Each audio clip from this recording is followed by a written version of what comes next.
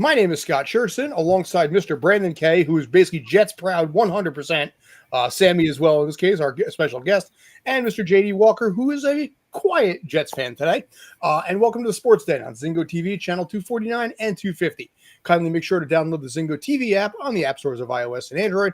When you download, make sure to rate and leave a comment. Both apps are free. And lastly, Zingo TV is also available on Google Chromecast, Amazon Fire, Fire TV sticks, Roku sticks, and all smart TVs 2016 and forward. Gentlemen, we got a lot, don't we? Sure, yeah. It's a heck of a week here. October is the busiest sports month of them all. It kind of is, yeah. Especially, October and arguably November, because, baseball now goes all the way into November at this point. So, yeah. Why Red October, as they're calling it down here. Jesus. Oh, I feel unclean, but I'm on the Phillies bandwagon now. I stick with my belief that the Astros, the fact that, like I said, you got the wrong screen up there. I believe I have the wrong screen up. I'm looking into the Matrix there or something. Exactly. It's kind of cool. So, let's see what I can do here. And my arm's tired from waving the flag for a month straight now. Oh, no, you got to keep waving that flag, pal. Yeah. Keep it going. So, anyway, we're going to be talking Mets, Jets. We're going to talk the Yankees and the fact that basically they failed. We're going to talk a little bit about MLS, maybe a little NBA in there too. So we got a whole plethora of things that we're going to be covering in this case here. But, gentlemen, let's start things off in this case. Let's talk a little MLS. The war is back on, JD. It is. I haven't checked Reddit since the game yesterday, but that thread that you showed me before, r/Philly Union is absolutely hilarious. And it is another playoff, and it is just as intense. At least getting just as intense as all of the other Philly sports reputations down here. That Cincinnati semifinal the other night, it was a nail biter, but they won it 1-0. Sorry, I'm done. I'm giving up on that. I'm just giving up. So 1-0 victory over Cincinnati the other night for Philly, and NYC went up to Montreal and pulled off a bigger upset, beating Montreal 3-1 up there. But hey, it's good it's understandable for a team to play better on the road when you don't really have a home field. So, they do have a home field. It's just basically it's considered home wherever home happens to be. Somewhere across very likely 3 different states, because it could be New York City, it could be New York State, it could be New Jersey, it could be Connecticut, it could be Tulsa, Oklahoma, it could be LA. They had a home game in California this year, because when you think New York, you think California. That situation is disgraceful. All right, but I'm going to try. The Union have the Union were the top team in the East. They only lost the Supporter Shield to LA on tiebreakers, and after the East final last year, where I believe it was 12 players missed the game because of a COVID outbreak for the Union. So the fans down here see that victory as illegitimate for NYCFC, and I don't entirely blame them. I really don't. Yeah, I don't either. They're right, and the shade based on that, thoughts of the ownership group, which those threads are, in my opinion, some of the funniest ones. Talking about the NYC ownership group. No, it's still not working. All right, screw it. I tried.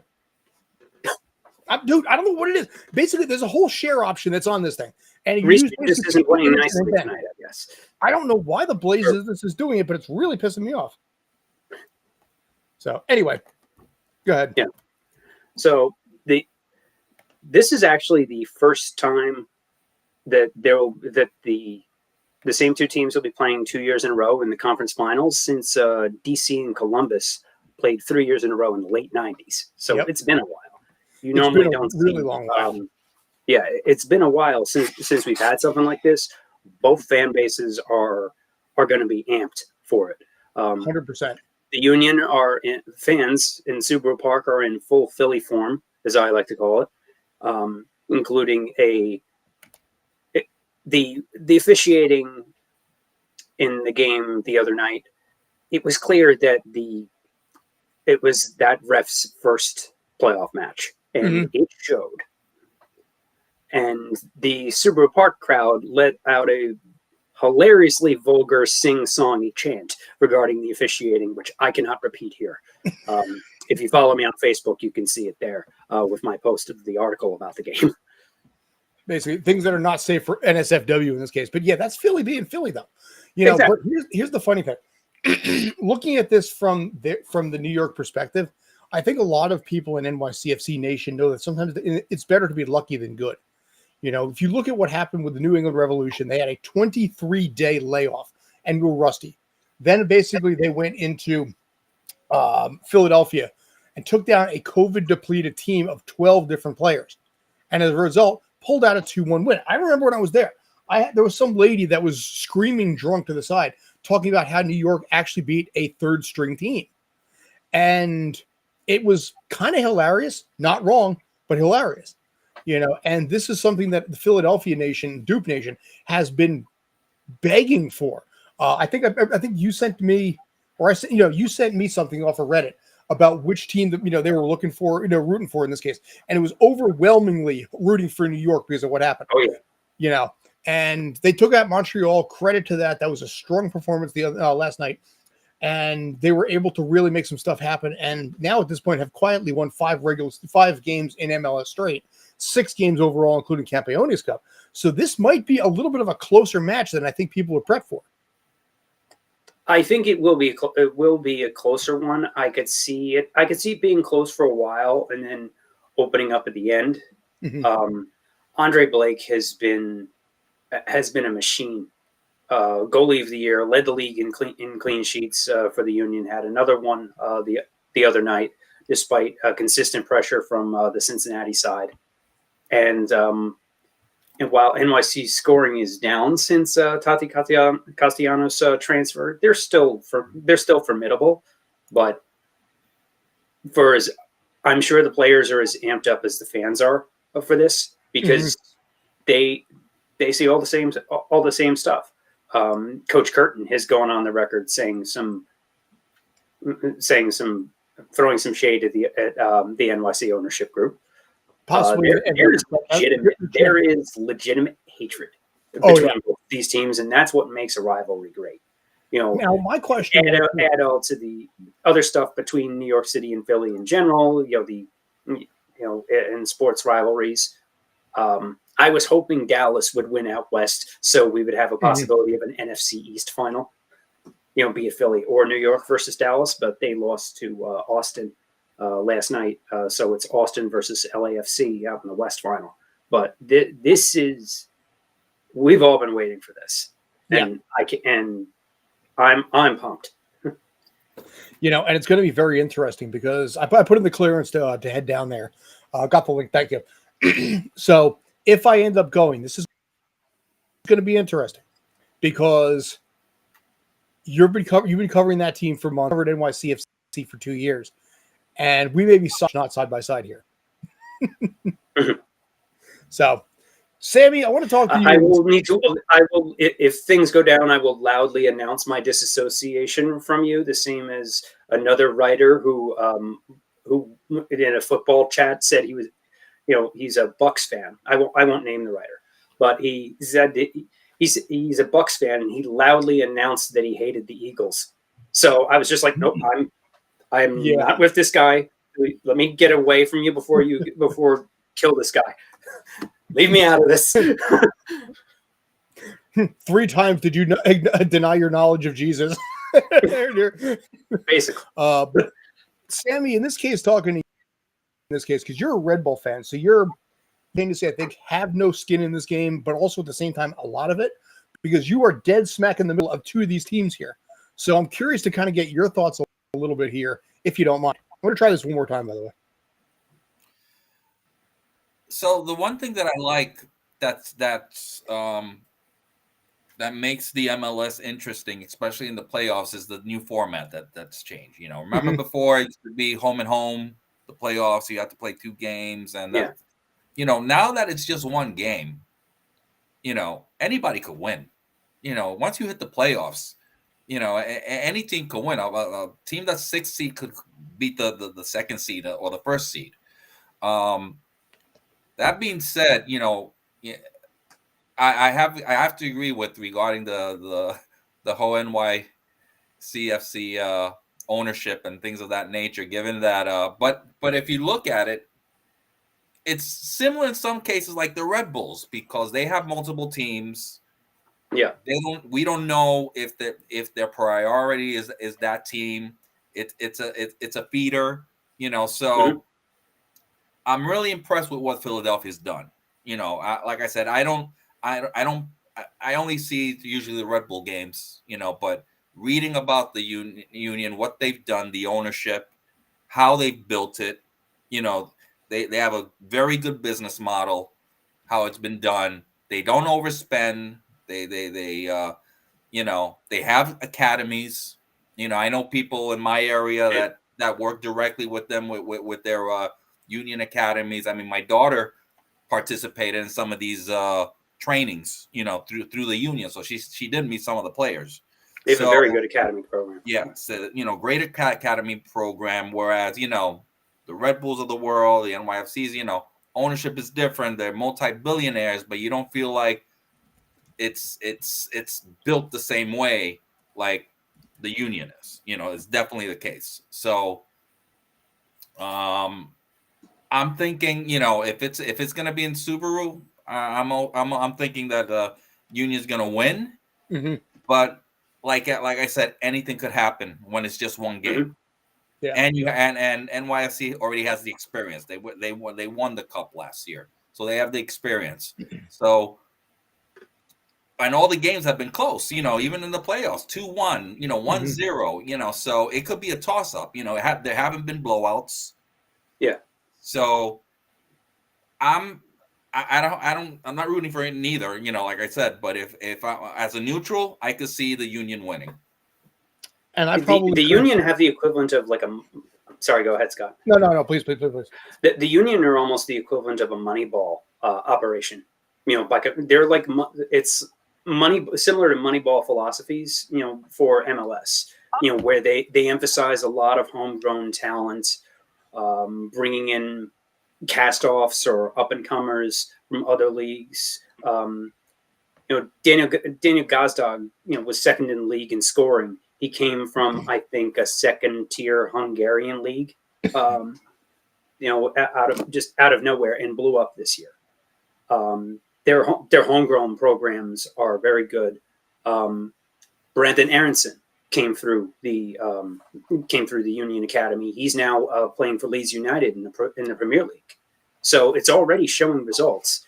The Redditors call it trust the Ernst. For the sporting director Ernst Tanner as a take on trust the process, applying for the union. But compared to the big conglomerates like the NYC group that has 7 or 8 teams throughout the world, Red Bulls have something like 5 throughout Austria, Germany, the US, and Asia. So it's that and also Jim Curtin, the coach, is a local guy. Like he played at Villanova. He's from, I believe, the Pocono area he grew up in. So that also helps too, is having a local guy as the face of the organization. And the atmosphere is absolutely fantastic at these games. You and I can both, Scott, you and I both felt firsthand where if it's a really intense game, you can feel the floor of the press box shake. Yeah. And that's going to be this weekend too. So. Oh yes. It was like that after the goal against Cincinnati the other day, and there was a TV reporter from Cincinnati sitting next to me. This straight-laced, button-up Midwestern dude, and then they broke out into that chant. I just turned to him and said, "Welcome to Philly." Yep. Not a far trip from him, by the way, from Cincinnati, from Southwest Ohio. But all right, 8-hour drive out here, he said. All right. Oh, and then one more thing. I'm hearing rumors that the Red Bulls, because they have the Formula One teams, they may be using some of their drivers to be on the Red Bulls in New York. Each time they're losing players now. So that's the latest rumor. Okay. Interesting. So, but all right. So in this case, basically, I want to swing things over a little bit. Brandon, you have been remarkably patient, remarkably quiet, but your team is 5-2. Ugly wins, better than 3 losses. So I'm going to let you roll in this case here. Congratulations. You've got a good team there. Talk a bit. Yeah, no, it wasn't obviously a beautiful win, but nevertheless, a win is a win is a win. I do want to backtrack and put ourselves before this game starts, right? We know going into this game, Elijah Moore is not available. So he's already down one quote unquote top receiver, at least on the depth chart. You're going on the road after already being on the road. So you're already on a 2-game road trip in an environment that gets very intense. Playoffs, regular season, Denver is a great home crowd, and you're going up against at least a pass defense that is top 10 in the NFL. I don't think if you're a Jets fan or any fan, you can go into that game expecting Zach Wilson to throw for 250 or anywhere close to 300 yards. You have to go into that game knowing that they are subpar, the Broncos' defenses against the run game, which is that's Jets football right now. Run game, defense, very similar to teams about a decade ago with Rex Ryan and Mark Sanchez. You had that incredible run game with guys like Thomas Jones and LaDainian Tomlinson, even though he was at his end, and a couple other guys. That defense was phenomenal. The defensive line was vicious. And you saw what they did. They got to 2 wild card spots and got all the way to the AFC Championship game. I'm not saying that's going to happen, but the recipe is very similar. So you have to go into that game knowing that the run game and the defense is going to lead you. The great thing is, look at Zach Wilson's numbers. Of course, like I said, you shouldn't expect them to blow you away. But there's a couple stats that really should be impressive in the fact that he didn't throw an interception. Mm-hmm. Like we really should take the fact that he didn't make mistakes, right? He still set his team up. He passed the ball around. He didn't rely on one receiver, right? And then of course, now I'm going to go into Elijah Vera Tucker's out. Corey Davis is out. Then Breece Hall comes out. And again, that especially in that second half when you were down everybody, didn't make mistakes, protected the ball, got them in position to kick field goals. And again, you put the pressure on the defense, which again, held up to the very, very end. And again, their fourth quarter point differential by the best in the NFL at plus 48. Again, wasn't the prettiest win, but a win is a win is a win. And you come home to go against the Patriots next week. And look, that times have changed now. You go into that game as Jets fans feeling very differently. So, and I think, look, and you got the Bills after that, which of course I'll kind of just give benefit of the doubt to the Bills just until we see how that game plays out. But if you can go into the bye week 6-3, that's on top of what's already happened. That is very, very impressive. And I would feel very good about that. Now Breece Hall's out for the year. Vera Tucker's out for the year. So I do expect there to be some type of setbacks in certain aspects of the game. But I still am overall very happy with where they are. And so far, so good. I mean, we're on a week-to-week basis in the NFL. And again, my arm's tired from waving a flag for 4 weeks straight. And we'll see how it continues. Yeah, the Black Knight strikes again with that Jets offensive line and losing Breece Hall, who's been a huge safety valve for Wilson so far. I mean, yes, Denver's one of the best defenses in the league, and they came out with an ugly win, but a win is a win. But Zach Wilson's throwing stats, I called them Tebow-esque, those numbers, and that can't continue for the course of the season. Especially now with one of the running backs going down for the season. I think Carter can step up. He can step up and play pretty well. That remains to be seen. I'm cautiously optimistic, but even that's typical Jets, where even when they win, they lose. With 2 starters out for the year. Charlie Brown karma, as the phrase usually goes. Yeah, I'm a little bit veering back towards cautiously optimistic on my hypeness scale of the Jets. But again, a win is a win. So. Now, let me ask you this in this case here. The New York Jets are the only 4-0 team on the road this season. They're the only undefeated team still in the AFC. But there are 2 teams, Philadelphia and the Giants, that are 3-0 on the road. The Jets are the only 4-0 team. However, they're 1-2 at home. Do you make anything of that? Does it really matter at this point? Give me your thoughts. I think it's kind of been luck of the draw so far, especially since you had Flacco for the first 3 games. Mm-hmm. Yeah. So it's but Patriots at home, while it isn't what it used to be, let's say, but it's still a tough match, if anything, from just a mental standpoint. You still have Darth Moody on the other side, so the Jets coming out with a victory for that will go a long way toward just lifting some of the mental block off of their shoulders. Now, Sam, I'd like to hear your thoughts. Yeah, please. I'm sorry, I've been battling here. You guys, I think one item that people are not talking about is the job that Joe Douglas has done getting players in the bottom of their 53 roster. And because he's done a good job with that, given all the situation with the O-line. He was very proactive in getting other players that, were either from the Philadelphia, former first-round picks that, they were bust, but they're serviceable. So it's helped the O-line navigate all these injuries. In the upcoming week or 2, they're going to get 2 more linemen back, which is the rookie Mitchell and Fant.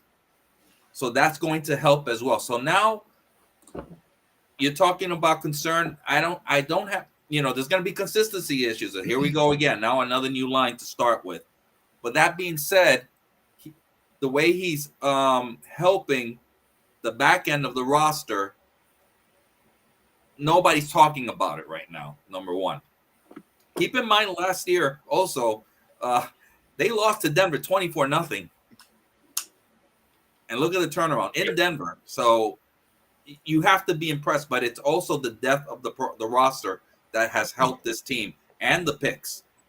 As to Breece Hall, I would say that because he has all his draft picks for next year and the following year, I wouldn't be surprised between now and October and November 1st that they will trade for a running back. Especially there's 2 or 3 disgruntled running backs out there from Cleveland, from LA, others that are underutilized that they don't need, because Carter can't do it by himself. He's more effective with another running back, and that running back is not Ty Johnson. The Rams have Cam Akers on the block, I believe. Yeah, Cam Akers on the block. They're talking about Kareem Hunt could be on the block because he wanted to be traded, and he's not being utilized. So I could see a trade happening. And now they have the who knows if, there's been rumors that, this guy that has been inactive the whole time, the cornerback who was a starter last year, who knows, he could be traded for another player. So he has options, and I think he's done a really good job of manipulating the 53-man roster and the practice squad. So I'm cautiously optimistic. I think I just don't know how Belichick continues. He does it with mirrors and whatever you want to call it. He doesn't have an offensive coordinator. He has Patricia as the offensive coordinator, and he's still doing it. He beats Detroit 30. He scoreless. So he somehow he does it, and it's always the Jets, and that's his most hated team. So he'll pull everything in place to try to beat them. He doesn't care.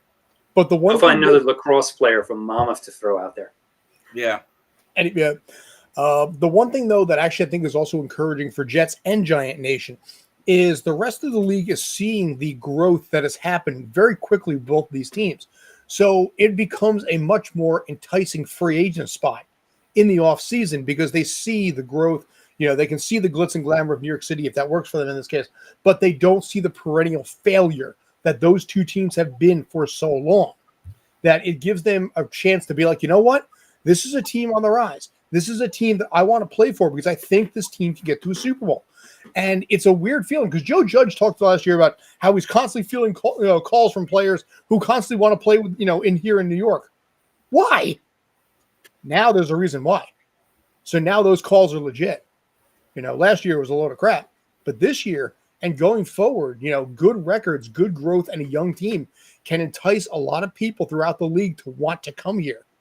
And I think both the Jets and in this case the Giants as well. And just to let you know about the Giants, just as one more note about I do want to I mentioned this separately on a text message to some Jet fan or Giant fans that regarding it had to be associated with the Yankees. We'll discuss after, but that the Giants finally, after 20, 30 years, stopped with hiring a coach who had a Giant relationship before, or a GM that had a Giant relationship before. Mm-hmm. They went out of the box finally. Relationship, but they went out of the box finally to hire people that were outside of that program, and you're already seeing the positive effect. That was a big problem with where John Mara was following in his father's footsteps in a bad way, that of just being. It's one thing to be old school, but it's another to be in the Stone Age, and you have no outside opinions coming in at all. So for them to go outside the box has led to a much quicker turnaround and really saved their bacon. Exactly. Yeah. And that's the funny thing about that with Giant Nation being 6-1. Yeah, the wins have not been pretty. The game yesterday was 1 yard away from being a loss, but you know what? They're 6-1 anyway. But you talked about how sustainable are these fourth quarter comebacks? I mean, this isn't Tom Brady. That's Daniel Jones. I mean, yes, he's doing them, but how long into the year? At some point, you probably, it would be beneficial to be up, 17-0 on a team, or 21-7 on a team, and have to play with the lead and not have to come from behind. I think that is an aspect I think that some Giants or Giants fans in general should have at least in the back of their heads. Yeah, it's a weird feeling though. I mean, a 6-1 Giant team, a 5-2 Jets team. Yeah, we got 11 wins. Look at us. I have a friend who's a Seahawks fan, and we were texting before the season, talking about the over/under of wins for each team, and I think it was about 5 or 6 for the both teams. I think it was Seattle 4, Jets 5 was what we came up with, and they texted me back saying, "Well, we were right. If the season was 6 weeks, it was 7 weeks long." Listen, 10 wins get you a playoff spot. Speaking of Seahawks and Jets, look at Geno Smith. Woo! Hey, I'm happy for Geno. Same here. Yeah, so am I. I really am. I always kind of liked him, and I liked him at West Virginia. Was he a franchise quarterback to really get you to the promised land? No, but I liked the kid, and I thought he deserved better. So, and he's the perfect quarterback for Pete Carroll because Pete Carroll could control him. Yeah. Yes. That's the problem with Russell Wilson in this case too. Russell Wilson got too big, and and now has injury problems as well. So. You wanted to trade for Russell Wilson a year ago. Talk about dodging a bullet there, dude. I know. Really. Well, listen. You got to understand where the Giants were a year ago, like the Jets. But I talked about Russell Wilson being that punch guy, that guy that gives a punch to a franchise. They're like, oh my God, really? And yeah, you're right. I dodged a bullet on that. So I'll take the win in this case. Like you said, this is not Daddy's Giants. However, this is also not even your Daddy's Yankees. George Steinbrenner. Ready? Yeah, go. Countdown to Judgment Day. That's what this is. Nice phraseology, yes. Thank you. I thought of that all day. I couldn't. Court is adjourned. Well, you know what? I honestly, I thought we'll go with that one instead. you guys, Which Aaron's leave? both of them. I can go back to I another meant one to in a minute, but message you that. I was like, you know what? I'll save that headline for the show. glad you did. Yeah. So in this case, we're going to go with basically what Aaron's leave. My take, personally, my opinion. Let me know if you agree or not. Aaron Judge is gone. Aaron Boone stays. I think that's probably what happens. It shouldn't, but I think that will. I think that's going to happen. They should blow the entire thing up. Everybody they need to blow up that entire team from Cashman on down, and is what they need. But the Yankees don't do rebuilds. They prefer to just get a bunch of suckers to come in based only on nostalgia for I think they're too good Mickey for Mantle or Reggie Jackson or Derek Jeter, depending on prestige of how the old old you days. are. And as I still love the line. I will probably use this for the rest of my life. The law firm that has a baseball team, just selling your own nostalgia back to you, yet offering nothing in terms of quality product on the field. As they continue to dust off their rusty 100-year-old World Series trophies and rings. But that's okay. Any fans are delusional enough to boo Judge. Come on. The funny thing in Yankee Nation is that they are no longer dusting that off. They're tired of dusting it off. I mean, you look at what happened here with the complete unbridled meltdown. I mean, they got killed. I mean, they got embarrassed, by a team that supposedly they're supposed, cheated their way into a World Series in 2017, which they did, but came in here and just laid down the law. Bob Costas trashed them when he talked about basically, the Astros being the Yankees' daddy. Who's your daddy? The Astros are. They are. Yeah. And it shocked me. I figured the Astros were going to win, but I did not see 4 in that. I figured at least come back from Maine today and see a game tonight and watch them lose. But holy crap. But Aaron, JD wanted to point up, and that's why I mentioned the whole Giants analogy, is that they need to bring, Aaron Boone is there because of the damn home run. Mm-hmm. Mm-hmm. And Cashman was, he was developed from within, but then reputation and so forth. They need to bring people that are completely not related to the Yankees. Yep. With a new mindset, new thinking, bring their own people in, because this is just going to be something that's going to happen over and over again. Yes, they're going to make the playoffs, fine and dandy, but they're going to meet up with another team that's just better than them. Simple as that. I think this offseason is probably one of the most important off seasons in the franchise's history. And I really think it'll kind of determine like the next decade of the team and how it's constructed. Mm-hmm. I mean, they are really are approaching a very thin layer of ice that they are teetering on. And if they don't handle it the right way, they're going to fall through and drown. Because, I mean, this is 5 straight ALCS losses, forgetting all the other division round losses in between them. I mean, at some point, like, the Yankees as a franchise need to look in the mirror and really think about what they're doing, because it's just not working. I mean, you really have, like you said, bring in somebody that is so un-Yankee. It couldn't, it couldn't be more beneficial to them. Like I said, bring in a guy like Joe Madden, and you just saw the Rangers go sign Bruce Bochy. Guys that run teams, not chess pieces that management can move around depending on how the season goes along. And I swear to God, if Don Mattingly is in any conversation for any managerial position there, I'll lose my shit. Excuse me. I'll lose my mind, because it's just gonna be another showing of their just continuing to go this current Yankee way, and they really have to make a complete 360, 180. And another comparison. What about Jeter as GM? There it is. I guess all 3 of us were thinking the same way at this point. Jared Jeter's name is embellied around as a possible replacement GM. Brandon, you're I had another organizational comparison too. Hmm. It's starting to remind me of the last few years of the Devils dynasty, where they couldn't draft worth a lick. Crap. Lou was stuck in the past, kind of coasting on the 3 cups, and never adjusted to the changes of the rules of the NHL after the lockout, and just kept it. And when the draft pipeline tied up because they were stuck so far in the past, they just kept doubling down on progressively worse free agent signings like Ryan Clough, and it all went so far down the tubes that basically they became like the Giants the past few years. They went from making the playoffs 20 out of 22 years to once in the last 10. I know. Yankees. What 3 straight? That's not much.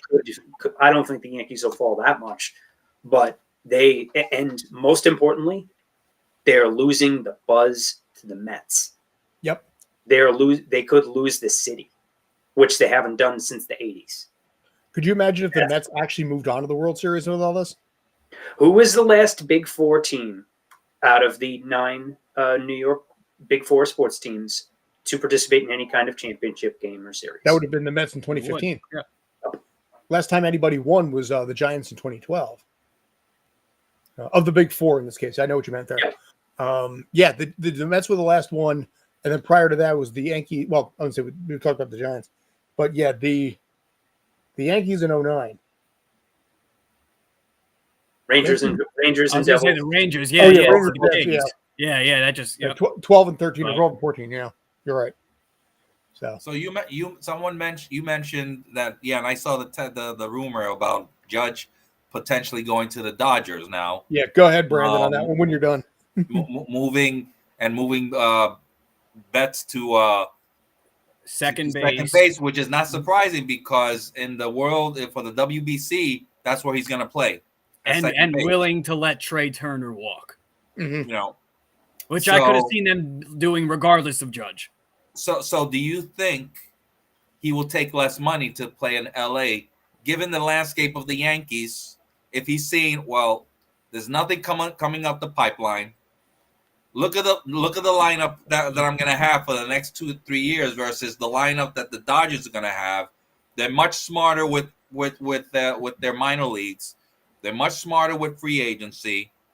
Should I, will I take less, 100 million less, 50 million less to play for the Dodgers versus trying to get the biggest contract with the Yankees and just, have his best years of his career with a crappy team? May I start on this one? I say yes. I say 100% yes, but not just because of the fact that the Dodgers can pay him that kind of money, but also because his family and his parents are in California. It was so difficult for his parents to basically bounce, and eventually it was just his mom, to bounce around all over the place to watch him play to hit 62. And to be able to play in California, granted he's from the San Francisco area, but to be so much closer and in the same state, I think is a very, very big appeal for him. And with the way the Yankees are versus the Dodgers, if the Dodgers make him an offer and they let Trey Turner walk to basically ensure they have that money, I say he goes west. I think Yankee Nation is going to be livid, especially with the way they bottomed out. But I think in this case, I do. And I think family has a lot to do with it here. And I think the Dodgers will give him they'll pay him more than the Yankees will. I think the Yankees will make a fair offer. Also, keep in mind, since Judge hit 62, his performance cratered. Mm-hmm. And even Yankee Stadium fans were booing him last week. Uproar Which was trying to re-sign the only player keeping your team above 500. It was so idiotic to me that they had the nerve. Oh God! He batted 062, for against the Astros, and the fact that they booed him. I still would have. What are you talking? Booing? Oh. And he made the last out. It was rumored that Judge was very upset that the Yankees offer from before the season, the 7 years, $210 million that he turned down. His camp was very upset that leaked. That the Yankees leaked that. So that combined with how he was treated by the fans at the end, and the fact that you look around, there's nobody there. Yeah. Like there's just nothing else there on that team. Twitter. If Judge walks on the Yankees, would you pay to go to the ballpark and see? Like, ooh, I really want to see so and so play. There's nobody on that team. It's going to remind me like 2013 when they had Vernon Wells, Travis Hafner, Lyle Overbay, Jose Abreu. Jason Nix, and he's like, who? Not Bobby Abreu. So just really, Bobby Abreu was 07 and 08. It was in those. He was there in 09 when they won. It was 09. Okay. But it's funny because Twitter lit up and it was like, okay, you paid Josh Donaldson $25 million. Meanwhile, Bryce Harper gets $27 million this year and was on his knees begging to be a Yankee. And now, that's going to tie in a little bit. Brent, JD, you had something on the Phillies in this case. You know how many home runs Bryce Harper would have? You fire your manager and somebody go to the World Series. You know how many home runs Bryce Harper would have at Yankee Stadium? Oh yeah. Oh. Well, that went out the window when they traded for Stanton because he wanted to play there. Once they traded for Stanton, they couldn't get Harper. Mm-hmm. So yeah, JD, you had something on Harper on Phillies, I think, right? So I moved a few times in the past few years, so I'm still unpacking my various sports memorabilia, trying to figure that out. But recently, this popped up, and it's appropriate for this week. Autographed picture of Tug McGraw. Nice. Okay. I bring up Tug because Tug McGraw, the all-star relief pitcher for the Mets in the '69 World Series, and was also the one who came up with the "you gotta believe" phrase for the '73 team that won 82 games in the regular season, but still won a very weak NL East division, beat the Big Red Machine in the NLCS, and took the Dynasty A's to Game 7 before losing in the World Series in 1973. And then he was traded to the Phillies, and they made it back and won the World Series in 1980, 7 years later. Zach Wheeler and Noah Syndergaard, who were with the Mets team in 2015 that won the NL pennant and lost the World Series. 7 years later, are back in the World Series with the Phillies. Interesting. And Wheeler is the ace of that of this team. Syndergaard is a shell of himself, but he's still he's now their long man out of the bullpen. And he pitched a few good innings from their crazy bullpen game the other night, which in Game 4 of that series, both the starters for both teams combined for 2 outs. Neither one made it out of the first inning. I don't know if that's ever happened before. I know I've never seen anything like that, at least not for both teams. I've seen it for one team, but I've never seen both starters out before the first inning. The San Diego starter, I don't remember his name, just he had an epic mullet and mustache, that guy. Clevenger. Yeah, Clevenger. He didn't even get a single out. That game was insane. This series is crazy, and everybody is on the Phillies bandwagon down here. People were setting off fireworks on my street last night. Nice.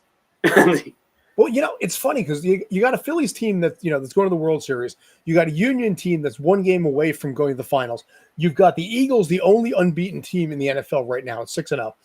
And the Sixers, you have yet to win a game. Oh, yeah. Which I know you wanted to talk basketball. So, and the Flyers, who everybody expected to be garbage, they're off to a decent start so far. Yeah. So basically in this case here, before we go into Brandon with the NBA, real quick predictions for this World Series. Sammy, do you want to roll first? Oh boy. Spot there. As a Met fan, I really rooted for Philly to beat Atlanta because after what Atlanta did to us. I rooted for them to beat San Diego after what San Diego did to the Mets, but the rooting ends there. All right. I could see this though going 7 games and Houston winning. All right, Houston in 7. Very good. Brandon, how about you, man? You're in the same sort of boat here. Oh yeah. Over the weekend, I was really probably caught in the moment of the dominance that was the Houston Astros over the New York Yankees. And then also caught up in the just well, not really back and forth, but just kind of the more excitement of the National League side of it with the Phillies and Padres. And last night I'm really was kind of going Astros 6. I think I mentioned that to you guys, Astros in 6. I wake up today, I have to admit, a little bit of a new man. And I not that I'm rooting, but I think Phillies are going to pull this out in 7. Ooh. I do. I'm gonna jump on that side of the argument there. I know, friend of or is it enemy of the enemy is my friend. So going, I guess 51, 52% Astros. I mean, I couldn't care less in terms of the team actually winning because it doesn't do anything for my Mets fandom other than if it's the Phillies, that hurts it. If it's the Astros, it's just not the Mets. So it really doesn't but just in terms of how the actual series will play out, I think Phillies can pull this out in 7 long fought games. All right. JD, before we go to me. I'm thinking Astros in 6. They'll be very close games, but I think that I don't see the Phillies winning a game 7 on the road in Houston. And Houston has just been an absolute machine all year.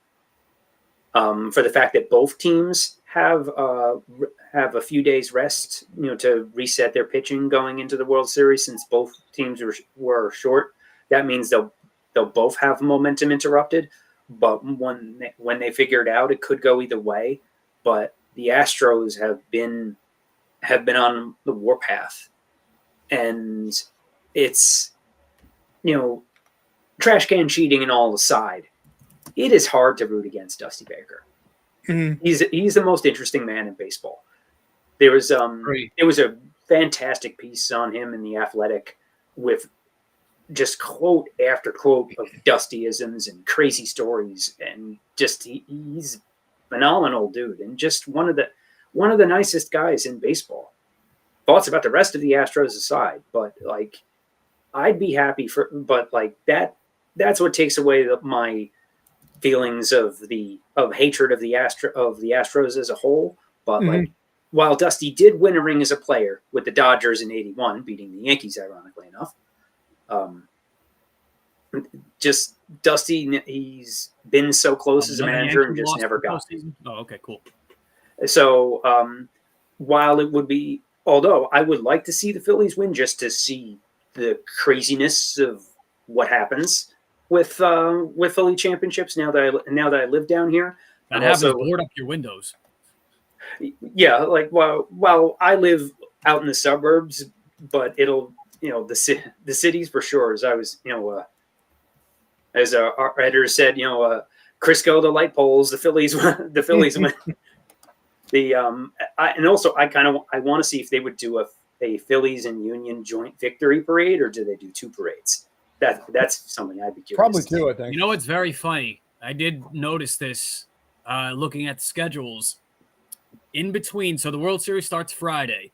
In between, I think it's games 5 and 6. On that Thursday, the Philadelphia Eagles play the Houston Texans. Interesting. Oh. So we have a little bit of cross-sport, extra Philly-Houston, clashing. Dynamic here, yeah. Right, in the day off between, too. So that's whoo. Game 7 and the MLS Cup are both the same day. If the series goes to 7 games, it'll be the same day as that's what I'm saying. I don't even know if the suburbs are going to be safe for you, JD. So. All right. My prediction is pretty simple. Astros in 5. I think this Astro team is such a beast right now, running on a high, an emotional high, because this erases all of the hate that happened in 2017, because you went into Yankee Stadium and beat the Yankees in just straight fashion. I think that kind of emotion, I think the experience that they have in the World Series is going to make them a better team than what has become essentially a Cinderella story when it comes to the Phillies. Because you go back to May, June, nobody saw the Phillies even get into the playoffs, let alone end up where they are. I do not think that Philly team is strong enough to go up against an Astros team that has been there before, is hungry, has never basically gotten the chance to give Dusty Baker a championship ring as a manager, and despite so many near misses. So I think this is their year legit. No trash can, none of that. Mm-hmm. I think they're going to go in, and I think they're just going to end this thing quickly. I say basically the Astros in 5. So, cool. All right, so we're going to close this out at this point. Brandon, you had some stuff on basketball. It is now the basketball season. Sir, roll. It's just one. So the basketball season is still in its very infant stages here in late October. We're just about a few days prior to Halloween here, and we're right back to how we are last year with the Lakers being the Lakers and just the Russell Westbrook thing. And it's really at a certain point, do we even blame Russell Westbrook anymore?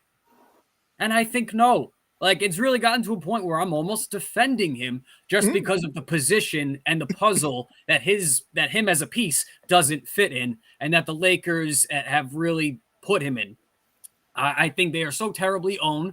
I've been saying, and again, it's almost kind of like the Yankee ownership in terms of how historical and the family, in roots in the franchise. Yeah, but speaking of teams that need new blood and outside opinions, no prior connection to the team. Between them and the Rambuses, it's just so Laker, inside, same way Yankees and they are. But something's really got to give. Pelinka has got to go. Russell Westbrook, just for the situation, has got to go. And it's really gotten to a point. I really don't want to see LeBron's last few, year or two to 3 years go like this, where he personally is great, but everything around him is a complete dumpster fire.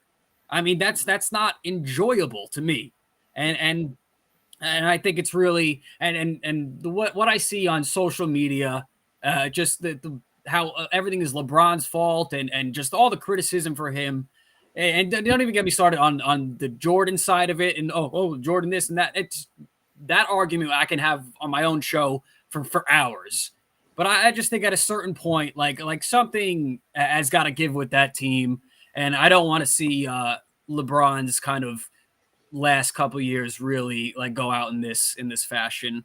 And it's upsetting. And we'll see how that plays out. And like I said before, the Sixers have yet to win a game. We'll see how the Nets continue. They are a powder keg waiting to explode. And it's just going to be a fun season that'll really start to pick up come Thanksgiving and then really into the Christmas games, as we usually say every year. And we'll see how this season goes. But I'm so glad the NBA is back. I think really if I had to pick, it might be my favorite of the sports here. And I'm happy it's back. And go Miami, right? Yes, the Heat. Again, that's it. Another year of sleeping on the Heat until they're a shot away from getting back to the finals. But that's okay. Never sleep on Jimmy Butler. The Sixers letting him go was one of the dumbest mistakes they've made the past few years. Otherwise, they would have won a championship by now. Nice. So you don't think they go in with Harden, huh? Mm-hmm. I think that it will take them a bit for the Sixers. I think clearly it's taking them a bit to figure it out. But Harden voluntarily taking less money, so they could bring in additional help. I think they'll figure. It hinges on Embiid's health, Harden, and what you get from Harden. But it's with 3 games into an 82-game season. We also got college basketball coming back soon. It's you're getting all the preseason media junkets. That's sort of the unofficial start of the season, where we're trying to figure some things out behind the scenes for our college basketball coverage. So we'll see what we got, but it's the hottest time of year with baseball finishing up, NFL heating up. We got a full plate here. You got five major sports plus college basketball. Something for everybody this time of year. Absolutely. So, all right, gents, I appreciate it. Any final thoughts from y'all? Yes. Next week it'll be interesting with Patriots and Jets. There. We'll start with that one first, by the way. Yeah. I think that's going to be a turning point game because of the upcoming schedule. I don't see him having a chance against the Bills. The Bills is a juggernaut, and the Patriots game is over there. So next week is a key game for them. And keep in mind that after Josh Allen, they do not meet an elite quarterback for the rest of the season. Mm-hmm. So I think they'll have to fight his chance. 10 wins get you in. The best quarterback they face after the bye is Kirk Cousins. Yeah. No, Geno Smith. Oh yeah. Oh, that's right. Yes, our old friend Geno. Yes. Exactly. This upcoming, is it in MetLife or in MetLife? It's in MetLife.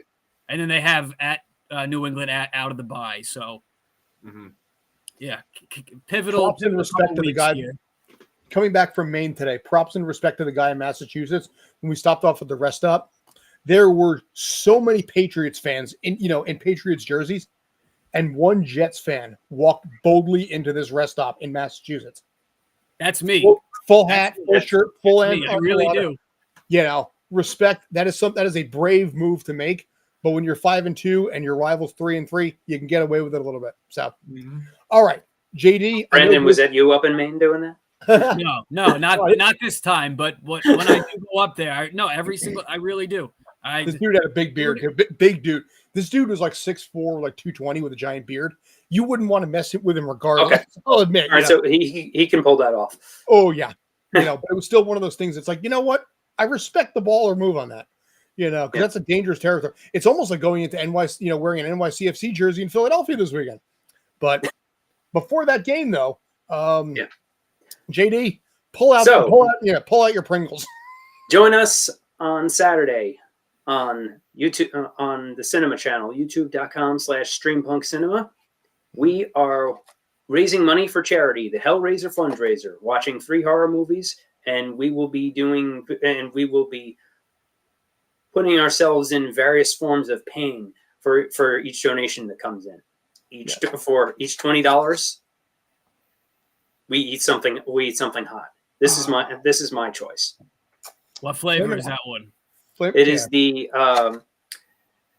Hot Ones Los Calientes Verde Scorch and Pringles. So $10 basically, you got to put we put a temporary tat on ourselves. $20, we have to eat a flaming hot chip or something similar. $30 donation, we have to eat something we hate, which in my case is mushrooms, and that's really going to suck. And if we raise $1,000, which by the way, we're currently sitting at $848 short of that, we're at $152 right now, and it hasn't even started yet.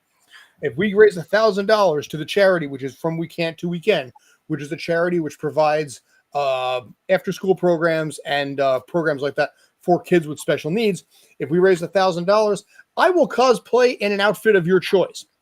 Current one running right now that apparently my lovely, awesome co-host in the tail side of things are pushing for is Sailor Moon. I will wear a Sailor Moon outfit on an upcoming show if we raise $1,000 with tiara, with miniskirt, boots, and whole shebang. And dear God, that is going to be one of the worst things I think the internet will have ever put out, ever. And you have experience of getting raked over the coals on the internet before. It's funny. It's weird. I was actually this past weekend. I was up at the United States National synchronized swim competition, and it's weird because they actually were at AGT Extreme, America's Got Talent Extreme, and they did not do well over there. And I'm like, I know how that is. We failed at America's Got Talent 7 years ago. It's like, hey, commonality. But by the way, JD, I told you this too. I'll tell you guys too. We're prepping. We will be back next year for October for year 2 for the United States synchronized national swim competition in Tucson, Arizona. So we're working the kinks out on that one as we go. But I will be needing a crew. So keep that in mind. All right, gentlemen. Any final thoughts? Watch us suffer for a great cause. Yes. Hellraiser fundraiser, 3 p.m. Saturday. Yes. And watch the Jets for a great cause because it's about time that they're great. I'm used to the Jets making me suffer like this, so I can handle this. You're like, it's a day at the office on that.